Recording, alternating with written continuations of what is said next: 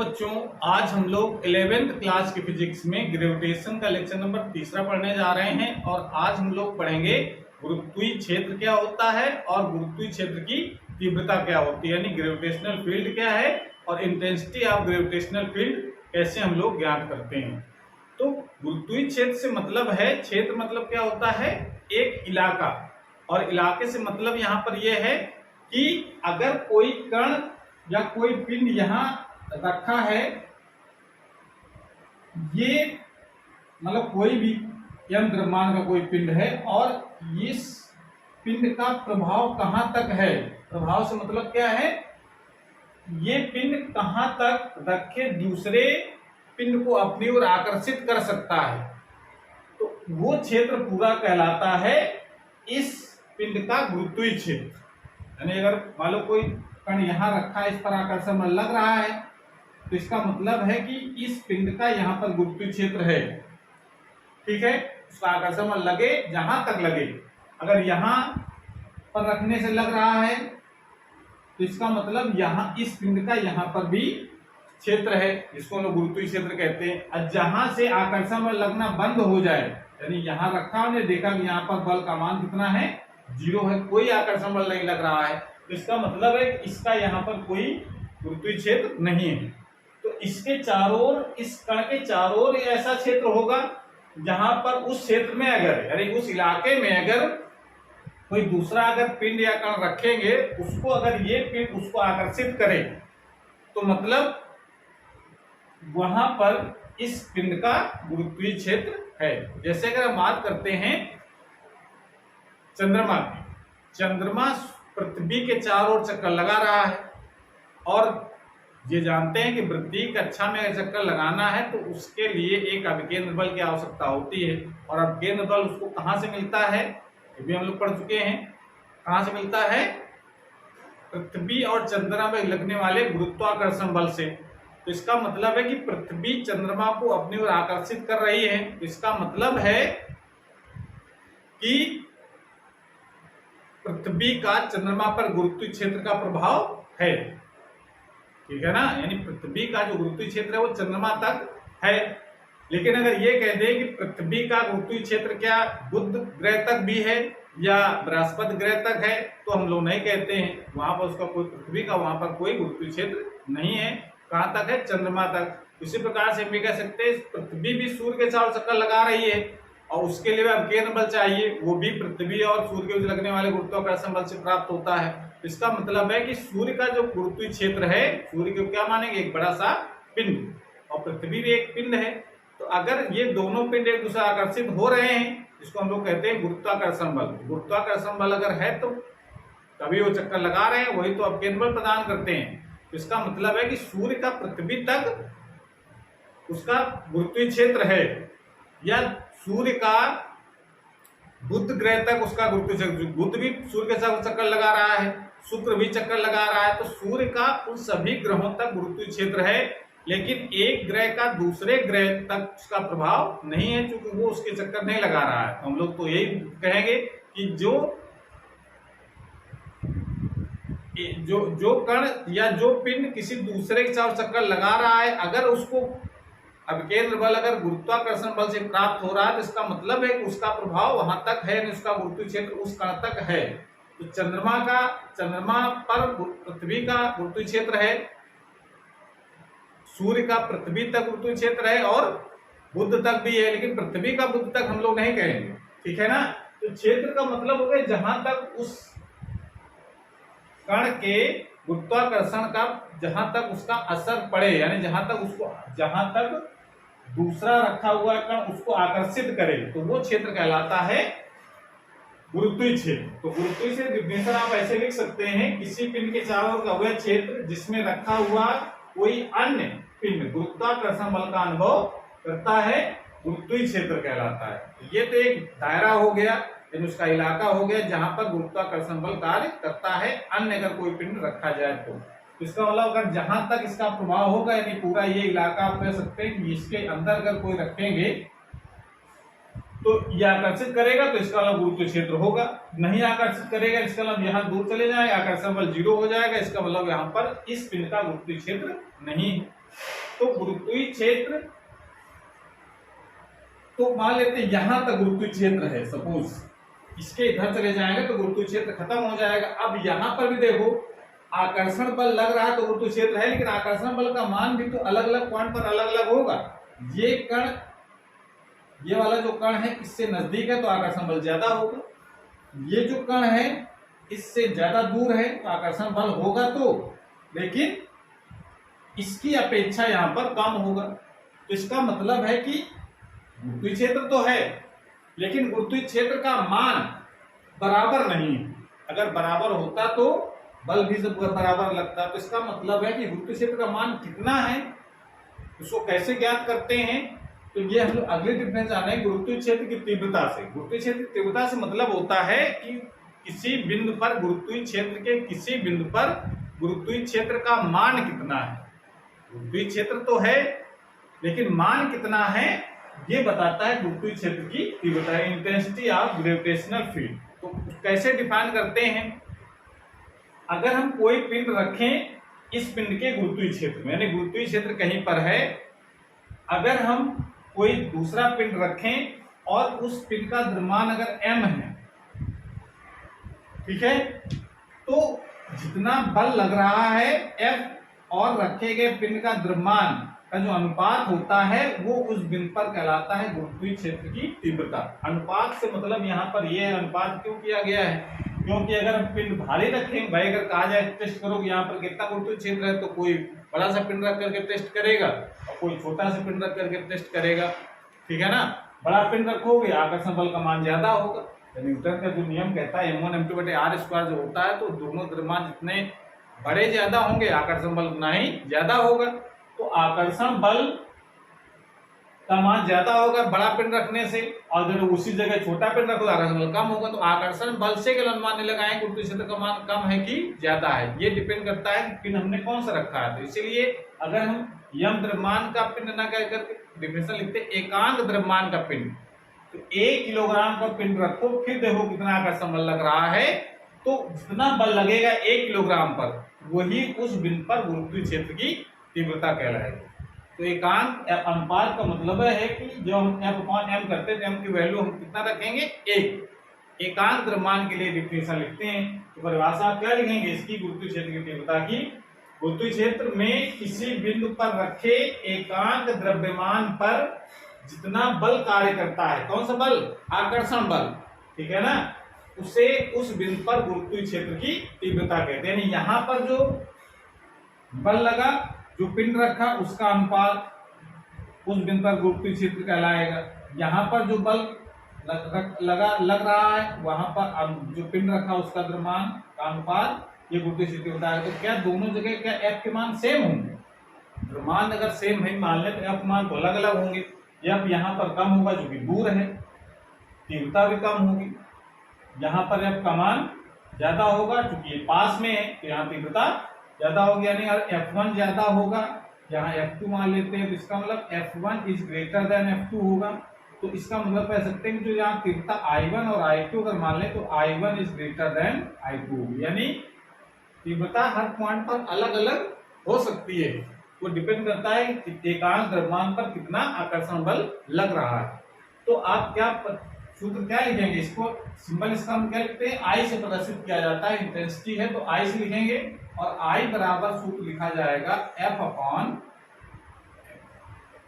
F क्या है, जो पिंड रखा गया है, ये जो पिंड रख रहे हैं इसको हम लोग क्या कहते हैं, टेस्ट मास कहा जाता है। इसको क्या कहते हैं हम लोग, टेस्ट मास। बहुत छोटा सा द्रव्यमान रखते हैं, इसलिए छोटा सा रखा जाता है क्योंकि खुद का अपनी जो मतलब ग्रेविटेशनल फील्ड है वो जीरो हो, इतना छोटा कि उसका खुद का जो गुरुत्वीय क्षेत्र है वो जीरो हो। इस कारण से बहुत छोटा सा द्रव्यमान रख करके टेस्ट करते हैं, तभी टेस्टर है ये, टेस्ट मास इसलिए कहते हैं परीक्षण द्रव्यमान। ये परीक्षण द्रव्यमान रखा, आकर्षण बल लगा, इसका मतलब वहां पर गुरुत्वीय क्षेत्र है कितना है। तब क्या करेंगे हम लोग, बल का मान देखें कितना लग रहा है, तो जितना बल लग रहा है एकांक द्रव्यमान पर वही उस बिंदु पर गुरुत्वीय क्षेत्र की तीव्रता हो जाएगी। तो सूत्र क्या लिखेंगे, I बराबर F/m।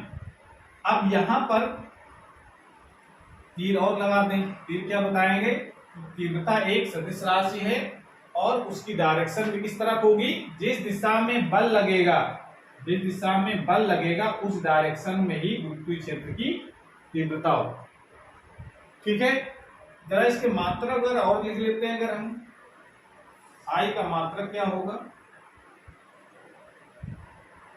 आई मतलब गुरुत्वीय क्षेत्र की तीव्रता का मात्रक क्या लिखा जाएगा, इसको लिख सकते हैं न्यूटन प्रति किलोग्राम। इसका मात्रक बन सकता है न्यूटन प्रति किलोग्राम। विमा क्या हो जाएगी इसकी, आई की विमा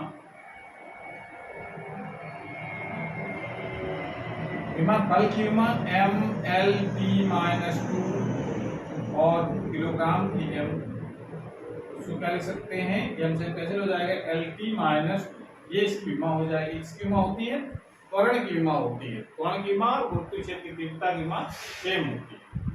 बस समझ में आ रही है, इसको जरा नोट कर लो।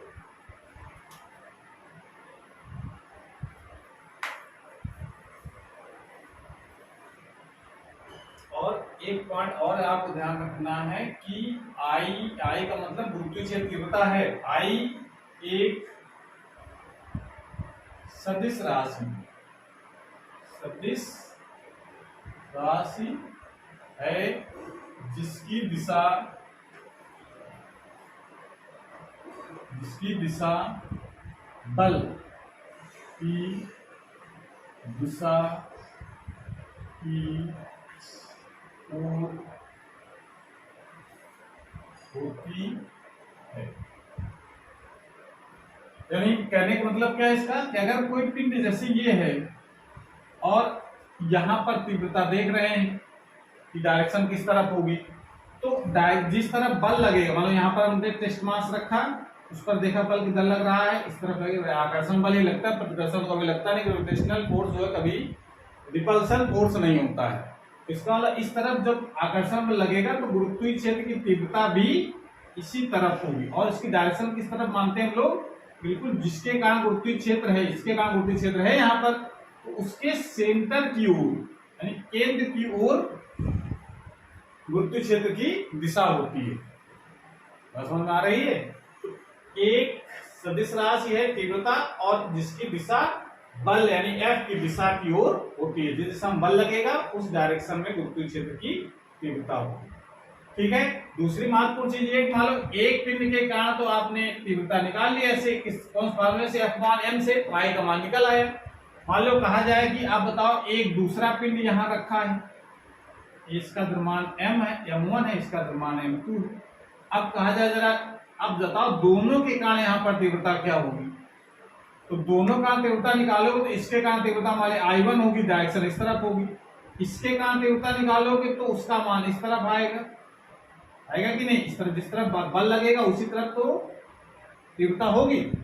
अब जरा देखो, जब कुल मान जब निकालोगे तो आपको दिशा सहित जोड़ना पड़ेगा, यानी I1 और I2, ये जो है I एक सदिश राशि होने का मतलब क्या है, इसमें दिशा भी है, तो जब कुल मान निकालेंगे तो I1 I2 यानी कुल जो मान होगा वो कैसे निकाला जाएगा, I का मान I1 प्लस I2 सिंपली नहीं जोड़ेंगे, कैसे जोड़ेंगे, वेक्टर मेथड से दोनों को हम जोड़ेंगे, तब उसकी कुल तीव्रता निकल करके आएगी। दोनों अपोजिट डायरेक्शन में अगर होंगे, मान लो इस एक का तीव्रता इधर है I1, दूसरे का तीव्रता इधर I2 है, तो इस बिंदु पर तीव्रता कितनी होगी, दोनों को घटा करके निकालेंगे। अपोजिट डायरेक्शन में तीव्रता क्या होगी, दोनों के अंतर के बराबर, और दोनों की कारण तीव्रता एक ही डायरेक्शन में है, तो इस बिंदु पर तीव्रता कितनी होगी, तो कितना मान आएगा, I का मान दोनों को जोड़ देंगे। मतलब इस तरीके से आपको ध्यान रखना है, दिशा सहित आपको ऐड करना है, तभी आप उस बिंदु पर कुल तीव्रता निकाल पाएंगे। समझ में आ रहा है, ये तो हमने एक कण दो कण लिए, मतलब 3-4 कण रखे होते हैं और कहा जाए किसी को तीव्रता बताओ, तो हर कण की तीव्रता निकालो और दोनों सबका वेक्टर सम करो, तो कुल तीव्रता उस बिंदु पर ज्ञात हो जाएगी। इस बात की जरूरत हमको न्यूमेरिकल में है, जब किसी तीव्रता पूछ रहा और कई कण रखे हों तो सभी कणों का तीव्रता उस बिंदु पर निकालनी है और तीव्रता को वेक्टर तरीके से आपको जोड़ देना है सबको, ऐसे सिंपली नहीं जोड़ेंगे। दिशा को ध्यान रखते हुए जोड़ेंगे, ठीक है ना। इस तरीके से ये बात आपको समझ में आ गई, तीव्रता का मान कैसे ज्ञात किया जाएगा। लेकिन अगर प्रश्न ये उठता है कि अगर ये तो अभी फार्मूला हम लोग जो I = m जो लिखा है ये तो बताता है कि कहीं पर तीव्रता ज्ञात करनी हो तो उस बिंदु पर पहले आप एक परीक्षण द्रव्यमान को रखें, वहां पर लगने वाला बल का मान निकाल लो, बल बटे उस द्रव्यमान से का अनुपात यानी F/m कर दो तो उस बिंदु पर तीव्रता निकल आएगी। लेकिन अगर प्रश्न ये हो कि एक बिंदु द्रव्यमान है, बिंदुमान मतलब छोटा सा द्रव्यमान है m, इसका द्रव्यमान है m, और इस द्रव्यमान से r दूरी पर एक बिंदु P ले जहां पर हमको गुरुत्वीय क्षेत्र की तीव्रता ज्ञात करनी है, यानी इससे r दूरी पर कितना होगा मान, ठीक है ना। कैसे ज्ञात करते हैं, तो हेडिंग अगली लगानी है हमको, बिंदु द्रव्यमान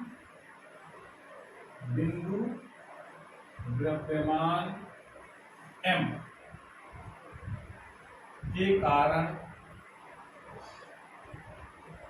किसी बिंदु पर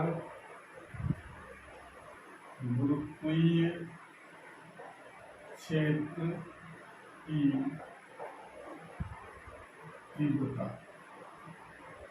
ये एक फार्मूला है, न्यूमेरिकल के लिए बहुत इंपॉर्टेंट है।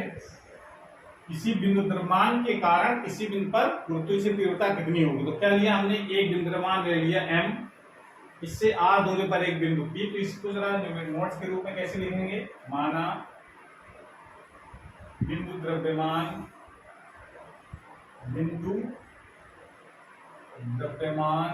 m, कैपिटल M लिख रहे हैं, कैपिटल M से r दूरी पर एक बिंदु P है जहां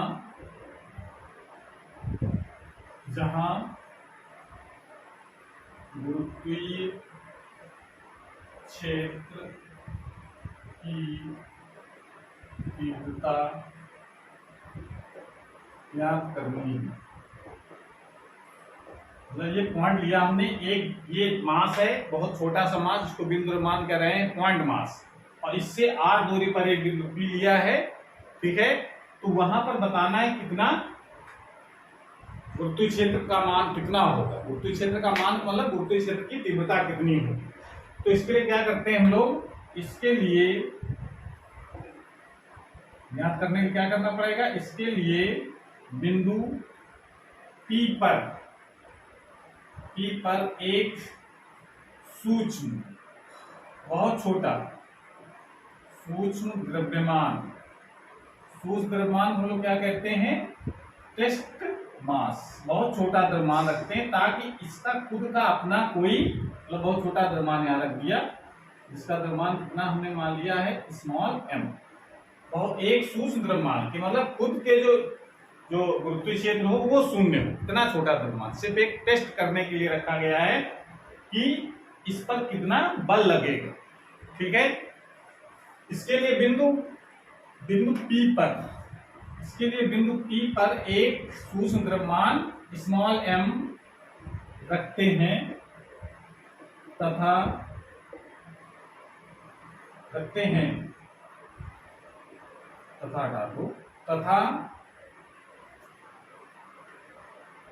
गुरुत्वाकर्षण का जो नियम होता है उसकी मदद से ऊपर बल निकालो कितना होगा, तो न्यूटन के गुरुत्वाकर्षण के नियम से सूक्ष्म द्रव्यमान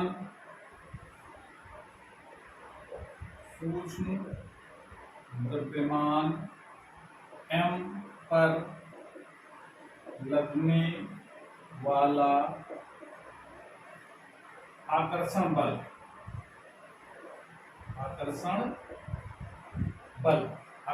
कितना होगा, नियम कौन सा लगाना है, न्यूटन गुरुत्वाकर्षण का नियम।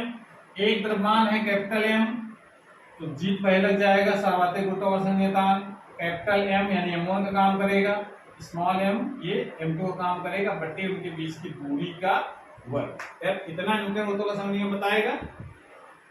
अब ये तो हमने निकाल लिया। अब जो गुरुत्वीय क्षेत्र की तीव्रता की जो परिभाषा है, गुरुत्वीय क्षेत्र की तीव्रता की परिभाषा से I का मान कितना होता है, F/m।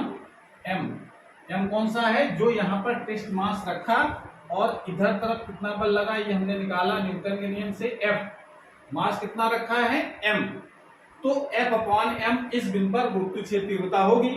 जरा जो F का मान निकाला वो यहाँ रख दो, तो I का मान कितना हो जाएगा, I = हो जाएगा G(m)m बट्टे r² और ये m से और डिवाइड हो जाएगा, तो m से m ये कैंसिल हो गया।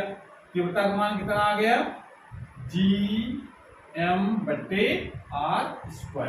ये फॉर्मूला मोस्ट इंपॉर्टेंट है न्यूमेरिकल के लिए कि अगर कोई द्रव्यमान है जिसका यहाँ पर कैपिटल M से मान लिखा गया है, उससे जितनी दूरी पर चाहें उतनी दूरी पर गुरुत्वीय क्षेत्र का मान ज्ञात कर सकते हैं। तो I के दो फार्मूले, एक I = m, वहां पर बल पता होना चाहिए कितना आकर्षण बल लग रहा है, डिवाइड कर देंगे मास से निकल आएगा, या फिर दूरी पता हो और उसका द्रव्यमान पता हो जिसके कारण वहां पर गुरुत्वीय क्षेत्र है, तो हम इस वाले फॉर्मूले का यूज करेंगे। ठीक है ना। गुरुत्वीय क्षेत्र तो मान निकाल लिया, डायरेक्शन कैसी होगी, जिस डायरेक्शन में बल लगता है उसी डायरेक्शन में गुरुत्वीय क्षेत्र की दिशा भी होगी। तो डायरेक्शन भी बल की दिशा में ही होती है इसकी गुरुत्वीय क्षेत्र की। बात समझ गए। तो ये फॉर्मूला आपको याद रखना, और कभी कभी डेरिवेशन एग्जाम में आता है तो आपको इतना करना है। ठीक है, इसको नोट कर लो। उसके बाद कुछ और भी बातें हम लोग जानेंगे। नोट कर लिया, वीडियो को पॉज करके नोट कर लो।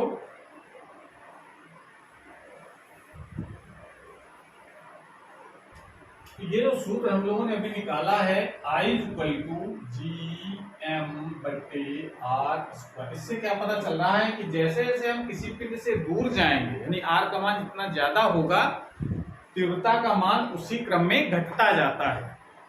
अगर हम पहले से 2 गुना दूरी चले गए, तीव्रता का मान पहले से 1/4 गुना रह जाएगा। वहां पर तीव्रता बहुत तेजी से घटती है दूर जाने पर। ठीक है ना। तो ये फॉर्मूला हम कब लगाएंगे, जब कोई बिंदु द्रव्यमान हो। फॉर्मूला किसके लिए लागू करेंगे, बिंदु द्रव्यमान के लिए, यानी पॉइंट मास हो तब ये इस फॉर्मूले का यूज करते हैं किसी तीव्रता निकालने की।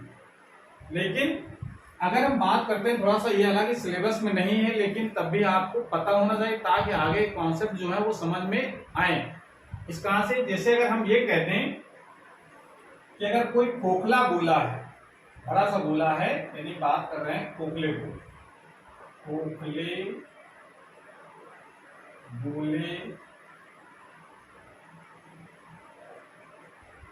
के कारण गुरुत्वीय क्षेत्र की तीव्रता, अगर कोई खोखला गोला है उसके कारण तीव्रता। खोखले गोले से मतलब क्या है, जैसे मान लो ये कोई एक गोला हो गया, अब कहा जाए अब अंदर कोई मास नहीं है, पूरा ये जो भी है सब परिध पर द्रव्यमान है। अब कहा जाए इससे बाहर कोई बिंदु P है, बताओ यहाँ पर तीव्रता कितनी होगी। इस गोले की त्रिज्या हम कितनी मान लेंगे, कैपिटल R। बिंदु द्रव्यमान के लिए हम लोग उसकी बिंदु द्रव्यमान की कोई त्रिज्या नहीं, बहुत छोटा द्रव्यमान, R की वैल्यू बहुत कम होगी वहां पर, और कम को हम लोग 0 मानते हैं, मतलब 0 है तभी बिंदु द्रव्यमान है। अगर कोई बड़ा सा गोला है, खोखला गोले की बात कर रहे हैं, ठोस गोले की बात कर रहे हैं, अगर खोखला गोला है और कहा जाए इसकी त्रिज्या है r और उसका मास कितना है m, टोटल इसका द्रव्यमान है m, और कहा जाए इससे बताओ कि r दूरी पर कोई केंद्र से r दूरी पर कोई बिंदु P है, तो बताओ वहां पर कितना गुरुत्वीय क्षेत्र होगा। तो इसमें 3 पॉइंट हमको डिस्कस करने हैं। एक जब बाहर होगा गोले से, एक उसके पृष्ठ पर होगा, मतलब कोई पॉइंट यहां हो, या उस कोई पॉइंट यहाँ हो, यानी गोले से बाहर हो, गोले के पृष्ठ पर हो या गोले के अंदर हो, तीनों बिंदु पर गुरुत्वीय क्षेत्र का मान कितना होगा केवल याद रखो, ठीक है ना। इसका कोई डेरिवेशन नहीं करना है आपको।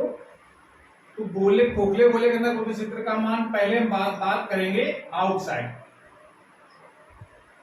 आउटसाइड में कितनी तीव्रता होगी, तीव्रता का मान आउटसाइड में कितना होगा, आई इक्वल टू, अगर कहीं खोखला गोला है बाहर अगर तीव्रता ज्ञात करनी है तो हम ये मान करके सॉल्व करेंगे, इसका जो पूरा मास जो परिधि पर है वो कहां पर सेंट्रलाइज है, केंद्र पर, यानी केंद्र पर पूरा मास इकट्ठा हुआ मान करके तब बिंदु P पर तीव्रता निकालेंगे। कब लागू करेंगे इस तरीका, बाहर ज्ञात करने के लिए, यानी जो गोले से बाहर हो, यानी ये जो कैपिटल R है, आउटसाइड मतलब क्या है, जो स्मॉल r का जो मान है वो ग्रेटर देन हो कैपिटल R से, तभी कहेंगे कि बाहर है ये, इस कंडीशन में, ठीक है। तो तीव्रता कितनी होती है, तब इसको बिंदु द्रव्यमान केंद्र पर सारा द्रव्यमान केंद्रित मान लो और वहां से इसकी दूरी है r, तो सीधे सीधे फार्मूला आप लगा देंगे Gm/r²। दूरी कितनी है वहां से लग गया फार्मूला। ये तो बात थी हमारी आउटसाइड के लिए। अगर सरफेस पर अगर कोई पॉइंट है तब सरफेस के लिए क्या करेंगे, तब स्मॉल r का मान कैपिटल R के बराबर हो जाएगा, बस इतना आपको चेंज कर देना है, यानी I का मान कितना हो जाएगा Gm/R², यानी पृष्ठ पर भी अगर निकाल रहे हैं तो ये डिस्टेंस जो होगी वो किसके बराबर हो जाएगी, कैपिटल R के बराबर। मास अभी भी हम सेंटर पर ही मानेंगे, तभी तो हम ये दूरी R ले सकते हैं और यहाँ पर निकाल सकते हैं कितनी तीव्रता होगी। तो वहां पर सरफेस पर या उसके बाहर गोले की तीव्रता का फार्मूला उस तरह यूज करते हैं कि ये मान करके कि पूरा मास कहां पर इकट्ठा है, सेंटर पर, केंद्र पर उसके। लेकिन अगर हम इन साइड की बात करेंगे, अगर तो इन साइड पर, इन साइड का मतलब क्या होगा, r का जो मान है वो लेस देन स्मॉल r हो तब, ठीक है।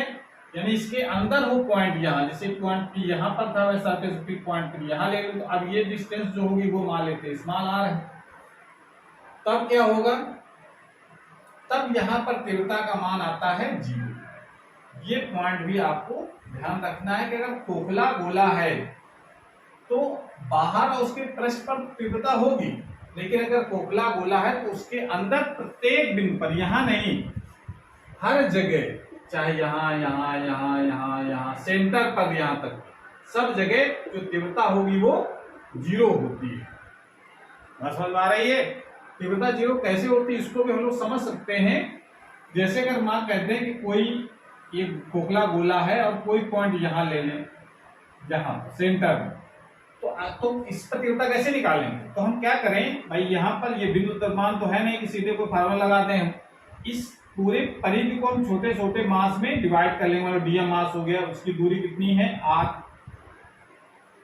तो इस मास के कारण यहाँ पर तीव्रता कितनी होगी, जितनी भी होगी, मान लेते I है और उसकी डायरेक्शन किस तरफ होगी, इस तरफ।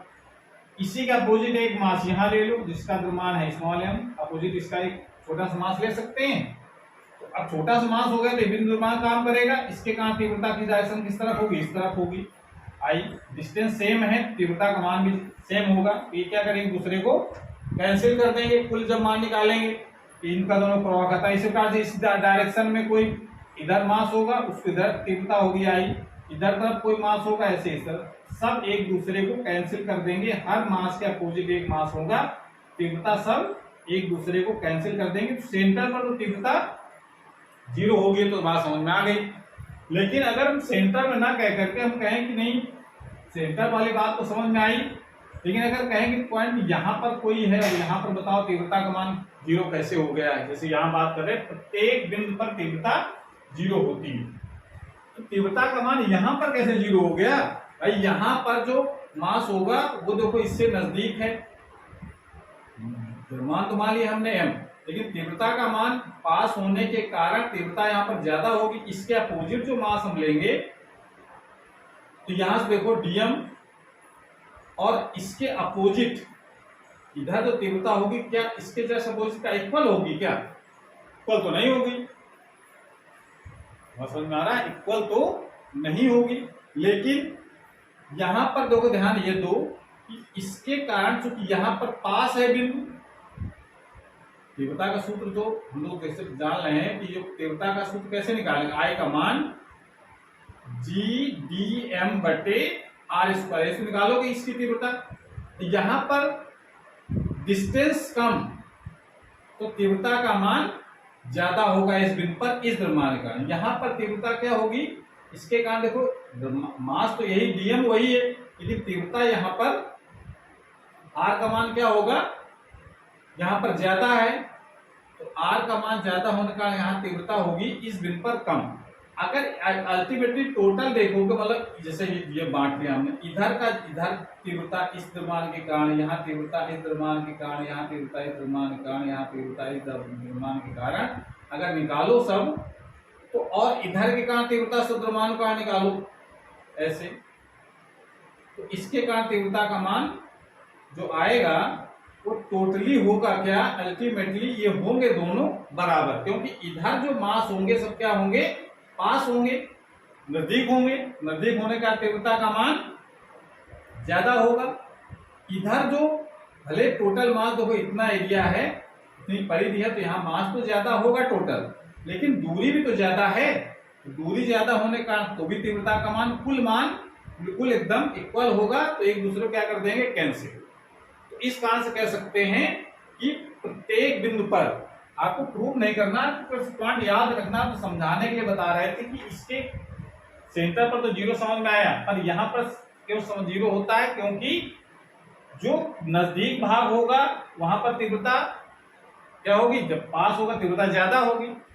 यहाँ पर दूर के कारण तीव्रता का मान कम होगा, लेकिन मास भी तो ज्यादा है, मास ज्यादा है, दूरी भाई यहां से यहां तक पूरा मास अट्रैक्शन लगेगा ना, ये पूरा छोटा छोटा पार्ट, तो मास तो ज्यादा है लेकिन दूरी भी ज्यादा है। इस कारण से टोटल जो इंटेंसिटी होगी वो अब इसके ऊपर वाले मास से लगभग बराबर होगी, लगभग एकदम बराबर होगी, तभी तीव्रता का मान शून्य होता है। इस कारण से जो इनसाइड यानी अंदर जो तीव्रता होती है वो जीरो होती है खोखले के लिए।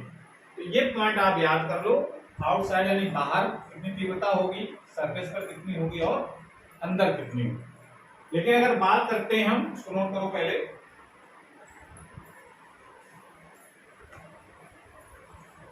अगर हम बात करें एक ठोस गोले की, खोखले गोले की जगह अगर हम यहां कर दें ठोस गोला,